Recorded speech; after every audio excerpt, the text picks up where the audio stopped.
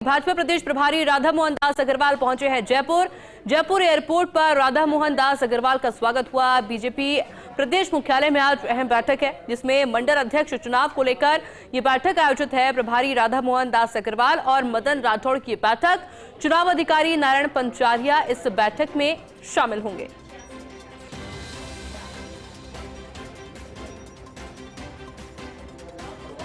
और देखिए फिलहाल तस्वीरें हम आपको दिखा रहे हैं, एयरपोर्ट की तस्वीर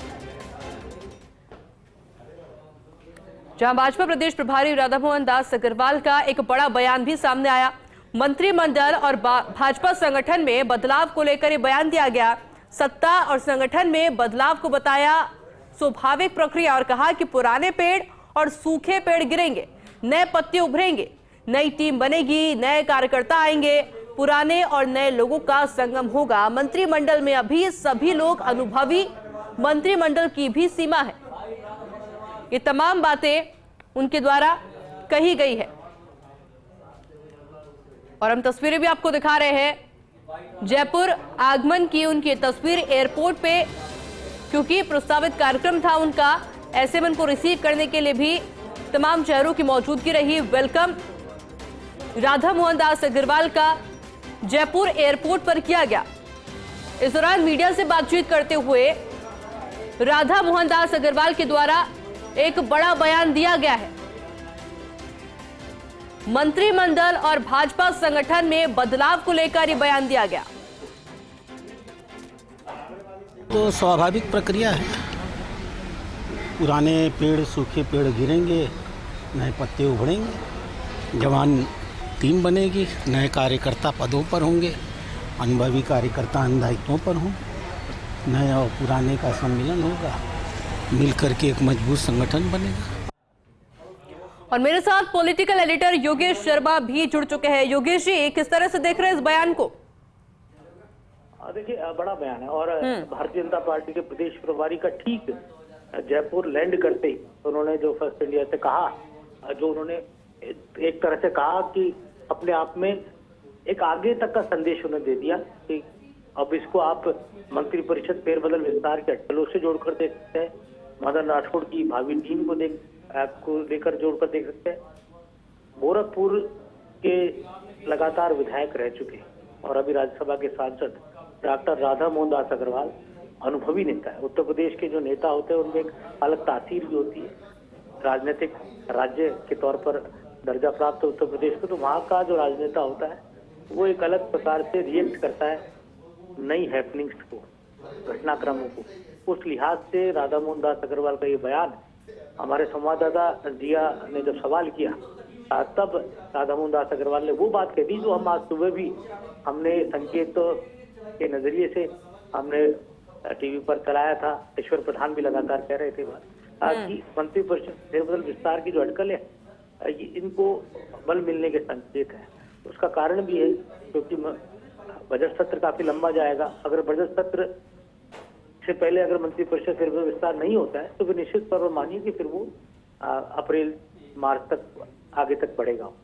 लेकिन यहाँ पर ये बेहद अहम है जो राधा मोहन दास अग्रवाल ने कहा कि पुराने पेड़, नए पत्ते, जवान टीम, ये अपने आप में इसलिए अहम है क्योंकि भजनलाल शर्मा जो कि खुद पहली बार विधायक बने और पहली बार वो मुख्यमंत्री के पद पर पहुंचे, वो नए जवानी से लबरेज, नई ऊर्जा से लबरेज एक ऐसे चेहरे को मुख्यमंत्री बनाएगा जो पहली बार विधायक बना और पहली बार विधानसभा में पहुंचा और पहली बार अपनी ताकत को उन्होंने प्रदर्शित किया, राजनीतिक तौर पर भी और अपने कार्यशैली के जरिए भी और अपने स्वरूप और स्टाइल के जरिए। अब यहाँ पर सवाल खड़ा होता है कि आखिर राधा मोहन दास अग्रवाल किस तरह से आगे की बात को कहना चाह रहे हैं। हम सुबह भी हमने संकेत दिया है कि राधा मोहन दास अग्रवाल का जयपुर आगमन का जो कार्यक्रम है उसके पीछे एक मंशा ये भी है कि वो मुख्यमंत्री से इन तमाम मुद्दों पर चर्चा करेंगे जो मंत्रिपरिषद फेरबदल विस्तार से अटकलों से जुड़ी हुई है। और जब प्रभारी दिल्ली से आता है जयपुर तो कोई ना कोई संदेश भी लेकर आता है। उस प्रभारी का नजरिया जो होता है वो दिल्ली के नजरिए से, दिल्ली के जो भी फैसले होते हैं या दिल्ली की जो भी संदेश होता है उसको अमली जामा पहनाने का होता है। तो क्या संदेश वो दिल्ली से लेकर आए हैं, किस तरह के संदेश को वो मुख्यमंत्री तक पहुंचाना है, मदन राठौड़ तक पहुंचाना है। आपको ध्यान है कि सबसे पहले राधामोहन दास अग्रवाल ने मदन राठौड़ के लिए कहा था कि ठीक है, चुनाव चल रहे हैं, संगठन के चुनाव है, लेकिन मदन जी अपने पद पर बने रहेंगे और संगठन के चुनाव में ही ये तय भी हो जाएगा कि मदन राठौड़ की भावी टीम क्या हो।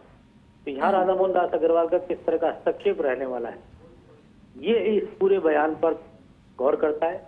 मतलब साफ है कि नई टीम का मतलब है पुराने चेहरों की बजाय नए चेहरों को ज्यादा तवज्जो मिलती हुई नजर आती है। और नए चेहरे मतलब युवा चेहरे, नए चेहरे मतलब कहा जा सकता है कि जिन्होंने पहली दूसरी बार जो विधायक बने हैं उनमें से नई टीम को लाकर और मंत्री बनाने की चर्चा है। साथ ही उन्होंने ये भी कहा है कि अनुभव को भी जोड़ेंगे, तो इसका मतलब कुछ अनुभवी चेहरे भी सामने लाएंगे। मतलब हम उसके कई निकाल सकते हैं, लेकिन यहाँ पर राजनीतिक निहितार्थ में अगर हम देखें तो यहाँ उन्होंने साफ सा संकेत ये भी दे दिया कि विशेषाधिकार मुख्यमंत्री का होता है। स्वाभाविक प्रक्रिया होती है मंत्रिपरिषद फेरबदल विस्तार की। वो जो विशेषाधिकार होता है, मुख्यमंत्री भजनलाल शर्मा खुद ये भी चाहेंगे कि नयों को और पुरानों को साथ लेकर एक संयोजन, एक अनुभवी टीम को सामने लेकर आए। और मदन राठौड़ भी चाहेंगे कि नए महामंत्री उनके सामने आए और उपाध्यक्ष जो होते हैं उसमें अनुभवियों को लिया जाए। और साथ ही कहा जा सकता है कि प्रदेश मंत्रियों में उन युवा चेहरों को, नए चेहरों को, नई ताजगी से परिपूर्ण चेहरों को जिन्होंने उपचुनाव के अंदर अपनी ताकत दिखाई, अपना काम किया, मेहनत के साथ, शिद्दत के साथ जिन्होंने पार्टी के लिए काम किया। कहीं हार हुई, कहीं जीत हुई, इससे अलग बात, लेकिन जिस तरह की मेहनत रही वो अलग बात। दौसा भले ही चुनाव बीजेपी नहीं जीती हो, लेकिन दौसा में अजीत पांडन ने बहुत अच्छा काम किया। भले ही 84 में भारतीय जनता पार्टी की हार हुई, लेकिन वहाँ मिथिलेश गौतम ने बहुत अच्छा काम किया। तो इस तरह का जो वर्किंग रही जिन नेताओं, उन नेताओं को पार्टी में जगह मिलेगी। और अभी हाल ही में पिछले कुछ दिनों से देख रहे हैं कि संगठन महामंत्री भारतीय जनता पार्टी में नहीं है, तो ऐसे में प्रभारी के बयान का महत्व बढ़ जाता है। संगठन महामंत्री चंद्रशेखर लंबे समय तक है, और जितना मैं बीजेपी को मैंने देखा कि लंबे समय में मैंने सबसे पावरफुल संगठन महामंत्री के तौर पर अगर किसी को देखा तो चंद्रशेखर को देखा, जिन्होंने न केवल मुख्यमंत्री बनाने में भजनलाल शर्मा का योगदान दिया, बल्कि पूरा भारतीय जनता पार्टी का संगठन का खाका उन्होंने बदल कर रखा, ऊपर से लेकर नीचे तक पूरी टीम नई खड़ी कर दी। और कहा जा सकता है कि एक अलग तरह की वो लकीर खींचकर राजस्थान की भारतीय जनता पार्टी में चलेंगे। अब सवाल ये भी खड़ा होता है कि किस तरह से राधामोहन दास अग्रवाल उसी उत्तर प्रदेश के, जहाँ के चंद्रशेखर भी हुआ करते हैं, उसी उत्तर प्रदेश की गोरखपुर से वो आते हैं, जहाँ से माननीय उत्तर प्रदेश के मुख्यमंत्री योगी आदित्यनाथ, जहाँ से विधायक है। राधामोहन दास अग्रवाल जिस सीट से विधायक हुआ करते थे, राधामोहन दास अग्रवाल के छोड़ने के बाद उसी सीट से योगी आदित्यनाथ ने विधानसभा का चुनाव लड़ा था। राधामोहन दास को राजभवन भेजा गया और लोकसभा के अंदर रवि किशन ने चुनाव लड़ा, जो सीट योगी आदित्यनाथ ने छोड़ी थी। तो कहा जा सकता है कि उत्तर प्रदेश के वरिष्ठ नेता ने प्रभारी के नाते राजस्थान की धरती पर जो बोला, उसके मायने, उसके राजनीतिक तौर पर आगामी दिनों में हमें बहुत कुछ दिखने वाला है। और जिस तरह उत्साह से लबरेज है मुख्यमंत्री राइजिंग राजस्थान के बाद, उपचुनाव के परिणामों के बाद, तो वो चाहेंगे ग्रुप ऑफ मिनिस्टर्स बहुत मजबूत बने। अभी हमने देखा बीते विधानसभा सत्र में कुछ मंत्रियों की परफॉर्मेंस बहुत वीक रही, और कुछ मंत्रियों की विधानसभा सत्र के बाद जो अब तक का 1 साल का पीरियड रहा, उसमें मुख्यमंत्री के बाद एक एक मंत्री की पूरी रिपोर्ट है, और किस मंत्री का कितना अच्छा परफॉर्मेंस है, किस मंत्री की और भी कुछ शिकायतें उन तक पहुंची है, उसकी भी जानकारी उनके पास है। तो जब बदलाव होता है तब सीधे मुख्यमंत्री उन चेहरों को नहीं कहते कि आपको हटाएंगे, सीधे मुख्यमंत्री ये भी नहीं कहते उन चेहरों को कि आपको बनाएंगे। तो ऐसे में प्रभारी की भूमिका अहम हो जाती है। प्रभारी बुलाकर बात कर सकते हैं, जिनको हटाना है उनके बारे में उनको कहा जा सकता है कि आपको हम अन्य दायित्व देंगे, आप मंत्री परिषद का विस्तार नहीं रहेंगे, आपको अब टाटा बाय बाय नहीं कह रहे, हम आपको संगठन में दूसरी जिम्मेदारियों के साथ नवाज रहे हैं। और मुख्यमंत्री एक नई टीम बना रहे, उसमें और कुछ नए कॉम्पिटेंट चेहरों को लेकर आ रहे हैं। आपने जो काम किया उसके लिए आपका सादर साधुवाद। इसी तरह से नए चेहरों को जब लेने की बात आती है तो उनका भी उनको संकेत दिया जाता है, उनसे बात की जाती है कि आप हम मंत्रिपरिषद में शामिल कर रहे हैं, किस तरह से आपकी योग्यता रही, किस तरह से आपका कामकाज रहेगा। और यहाँ पर काफी कुछ चेहरे ऐसे हैं जो पिछली सरकारों में, वसुंधरा राजे की सरकारों में मंत्री रहे थे। वो पुराने तो हैं, पुराने पेड़ भी हैं, पुराने, लेकिन उनमें आज भी वो बात है, अनुभव है जिसको इस्तेमाल किया जा सकता है। चाहे कालीचरण सराफ हो, चाहे पुष्पिंदर सिंह हो, चाहे प्रताप सिंह भी हो, चाहे श्रीचंद्र कृपाली ने हो, चाहे रीता बघेल हो, और ऐसे कई अनेकों नाम हैं जो का पुराने उसमें रहे हैं। और कुछ ऐसे नाम भी है जो मंत्री नहीं बन पाए लेकिन जिनमें आज भी ताजगी बरकरार है, जो कुछ दमखम, कुछ इच्छा शक्ति रखते हैं मंत्री बनकर काम करने की। चाहे वो बाबू सिंह राठौड़ हो, चाहे हमीर सिंह भायल हो, चाहे वो हाड़ौती से आने वाले संदीप शर्मा हो, कई ऐसे चेहरे हैं जिनको लेकर बात की जा सकती है उन्हें आगे बढ़ाने की।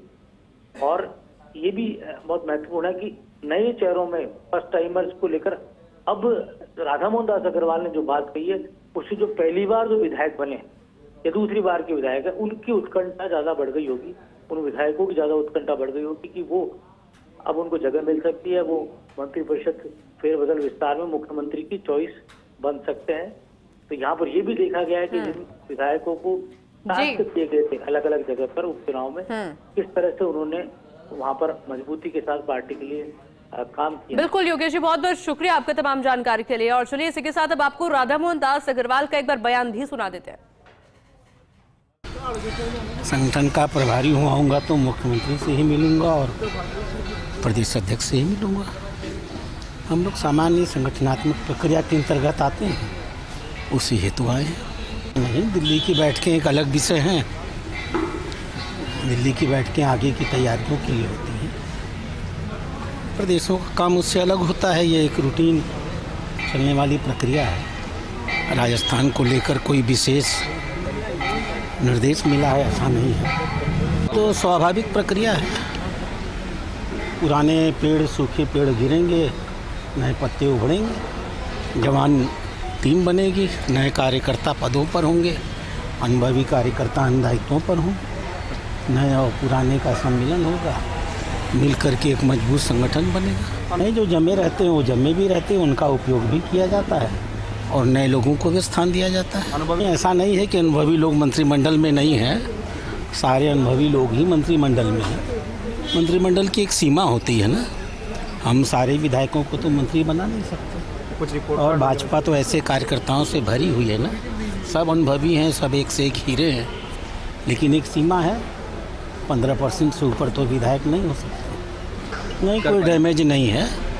माननीय मुख्यमंत्री ने इस निर्णय को लेते समय जो प्रदेश की आर्थिक व्यवस्था है, जो प्रशासनिक व्यवस्था है, जो जिले पिछली पूर्ववर्ती कांग्रेस सरकार ने चुनाव के ठीक पहले सिर्फ राजनीतिक लाभ के लिए एक एक विधानसभा के एक एक जिले बना दिए थे, उन्होंने मजाक किया था।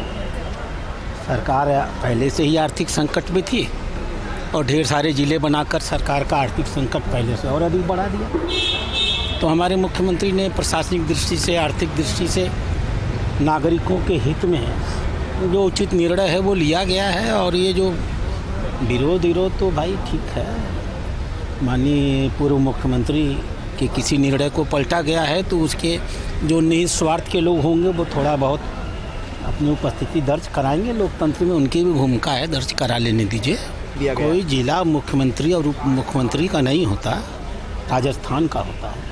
राजस्थान के हित में उसको बनाया जाता है और अगर बिना सोचे विचारे बनाया गया है तो उसको हटाया जाता है।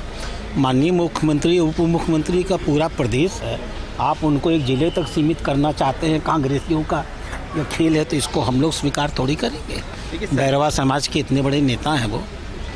अब संगठन का काम तो हम लोग देखेंगे ही, जो लोग अच्छा करेंगे उनको अच्छे पदों पर जाना चाहिए, जो संगठन के काम में रुचि नहीं लेंगे उनके लिए हमारे पास बहुत से अन्य काम हैं, उनसे उन कामों को लिया जाएगा। ये सवाल देखिए, हर प्रदेश की अपनी अलग जनसंख्या होती है, संगठन के विकास की अपनी एक अलग प्रक्रिया होती है और जिस समय सदस्यता अभियान चल रही होती है उसकी अलग परिस्थितियाँ होती हैं। तो राजस्थान में जब सदस्यता अभियान चल रहा था तो राजस्थान में उपचुनाव चल रहे थे, अगल बगल के क्षेत्रों में बहुत सारे मूल चुनाव चल रहे थे। हमारे कार्यकर्ता बड़ी संख्या में, बड़े नेता हरियाणा में, जम्मू कश्मीर में, महाराष्ट्र में लगे हुए थे, इसलिए थोड़ी बहुत ढिलाई हुई थी, मजबूरी थी वो। लेकिन ऐसा कोई बहुत बड़ा अंतर आ गया ऐसा नहीं है। हमारा संगठन भाजपा के अंदर देश के सबसे मजबूत संगठनों में है और राजस्थान में तो सभी राजनीतिक दलों के मुकाबले हम बहुत आगे हैं। हम बहुत मजबूत संगठन है।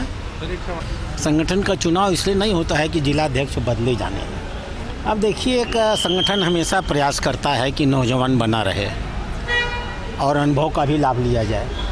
जो जिलाध्यक्ष नहीं बन पाते हैं वो संगठन से अलग होकर के घर थोड़ी बैठते हैं, उसी संगठन में काम करते हैं, जिला इकाई के अन्य पदों पर काम करते हैं, प्रदेश के विभिन्न पदों पर काम करते हैं। सरकार के अंतर्गत चलने वाली जो बहुत सारी अन्य गैर सरकारी स्वयंसेवी संस्थाएं होती हैं, उनमें उनको दायित्व दिया जाता है। भाजपा के हर कार्यकर्ता को मौका मिलेगा। भाजपा का कोई कार्यकर्ता घर बैठ जाए, अच्छा कार्यकर्ता, ये संगठन के हित में नहीं होता है और हम लोग ऐसा नहीं होने देंगे।